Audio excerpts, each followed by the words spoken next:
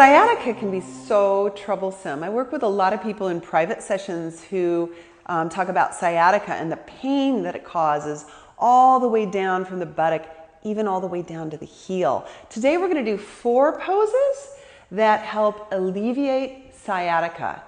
Let's get started right away.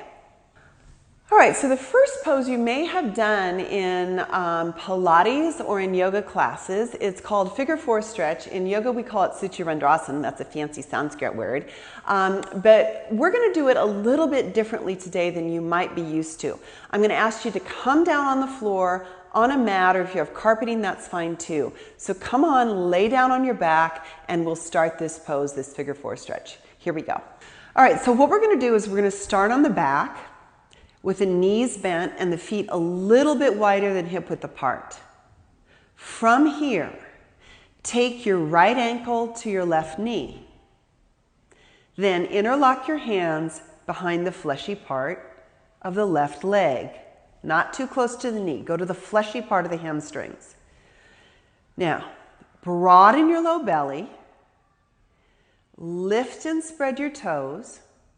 So can you see how my feet just went from kind of wah-wah? Now we're going to lift and spread the toes. That's more muscle energy. Push more through your inner heel of that right foot. Now, here's where it gets a little different from some other ways I've been taught. As you bring your left knee in to the chest, push your right elbow into your upper right thigh toward the hip. So your right elbow, can you see I'm taking my elbow and I'm pushing it into the upper right thigh. Up, nestled into my hip. You're going to have a deepened hip opener here when you take that action. And also it's going to feel a little bit differently when you lift and spread your toes. And then you can deepen in the pose from here. All right? And you can switch it out and take it to the other side. So your left ankle's at your right knee. You'll interlock your hands behind the fleshy part of the right hamstring, not too close to the knee. Really get into the fleshy part of the hamstring. Now, lift and spread your toes, and then as you bring your right knee closer to the hip, begin to push your left elbow into your upper left thigh. And you're going to create space between the upper thigh and the low belly. And get some leverage there to really push that elbow. And you can deepen in the pose as you wish here. Keep the low belly broad and keep pushing that right or the left elbow into the upper left thigh. And you can hold this pose, say for 7 breaths. And do it 3 times on each side. So you're going to pause your video here when you come out, and then you'll do this pose 3 times on each side. All right, so the next pose, we're going to go to a table. Just make sure it's a stable table. Now I'm fairly tall, and because I'm fairly tall, I can bring my leg up to the table, okay? I have my left leg at the table here. My right foot at the floor is straight away. So your standing leg, do not turn the toes out. Make sure, look down at your foot, is it straight away? From here, broaden your low belly. Lift the pelvic floor. So women, it'll feel like the area between the vagina and the anus lifts. And guys, it will not feel like your insides are spilling out. It's the opposite of that. From here, you're going to be able to bow forward. But keep the core broad. And can you see how I'm kind of lifting and spreading my toes here, and I'm getting a little bit more muscle energy on the outside of the shin? Go ahead and do that. And from here we can bow.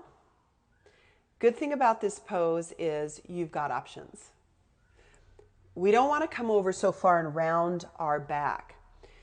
You can stay here and bow slowly. And maybe you come onto your elbows and maybe you don't. Don't worry about how low you go.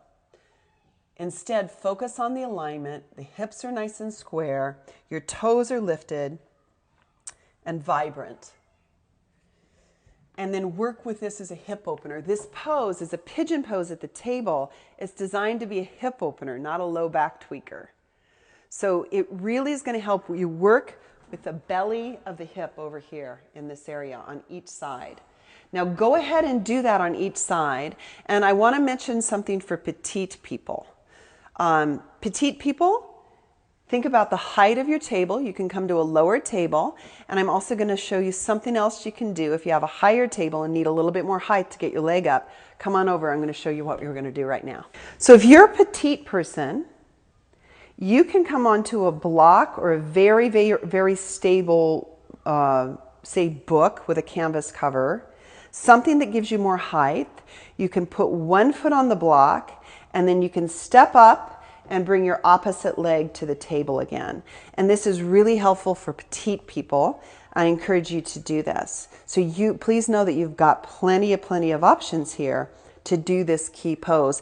It's called a pigeon pose at the table. All right, now for our third pose, you can either come to a standing forward bend on a chair, or if you happen to have 2 yoga blocks, you can do a standing forward bend on 2 yoga blocks. So I'm showing you some options here. The chair is super stable. It can also be on yoga blocks. Here's what we're going to do. From the standing forward bend position, you're going to catch your foot, and again, you can have the hand on the chair here. That's just great. Or a block. Catch your foot. Bring your ankle across the opposite knee. So your hand's either on the chair or on the block. You're nice and stable here. Sit down in your chair, broaden your low belly. And can you see my foot here? I'm going to lift and spread the toes. I'm going to push my inner heel into the hand back into the inner heel. And as you sit back, this is a big hip opener. You can stay right here, and you also have the option of bringing your hand to your knee. You also have the option of bringing your arms to the side like an airplane. Choose the option where you can keep your alignment. Okay? When you come out, slowly bring that foot down. Come back to your standing forward bend. Breathe and receive in your standing forward bend. And then you can go to the other side. So you'll take your opposite foot across. Can you see how it's across the knee? I'm going to lift and spread my toes. That's more muscle energy there. And I want you to notice my left foot on the floor here. It's straight away. We're not turning the toes out. We're going to keep that foot straight away. Your opposite hand can be on the block. One hand to your heel. And here we go again. So we're doing the same pose on the opposite side. And you have an option of bringing the arms to the side like an airplane if you want. That becomes more of a challenging balancing pose. Breathe. And again, you'll slowly come on out. Standing forward bend.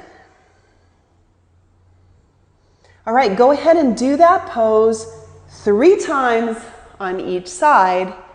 3 times each side, and we're going to finish up with a pose on the floor. All right, now this is our grand finale pose in this particular sequence. I want you to know that if this is not your pose, go ahead and do that pigeon pose that we did at the table, right? That's a beautiful, less weight-bearing way to do a pigeon pose for sciatica. I am going to continue on with our grand finale pose today, a pigeon pose on the floor. And again, you've got options. Okay, let's look at some options. So you can start on all fours. You're on your hands and your knees. Blocks nearby, please, or a blanket. You can fold up a blanket and have a blanket nearby. These are going to come in handy. So what we're going to do, from all fours, take your right leg forward. I'm going to take my left leg forward so you can see better. Take your right leg forward, all right? And take your right knee out to the right a little bit. So it's not in the midline. It's more out to the side of your mat. From here, you can take a block or a really well folded up blanket, and you can put the block underneath your hip. Now you have different heights on that block, don't you? These two lowest heights are generally the best. But you can have that block underneath your hip. Square the hips with the front of the mat. Breathe and receive. This is a big pose. And you can stay right here, or possibly you come down to your elbows. Now, if you're not feeling the love, in a good way feeling the love, feel free to remove that block or come on to a lower height of the blanket. I really like the hips supported here on something, a block, a blanket, or perhaps the floor. We're here on our elbows now. Keep the low belly broad. Draw your outer right hip back. And you can stay here and feel the love deep in the belly of the hip. Or exhale, an option to come down.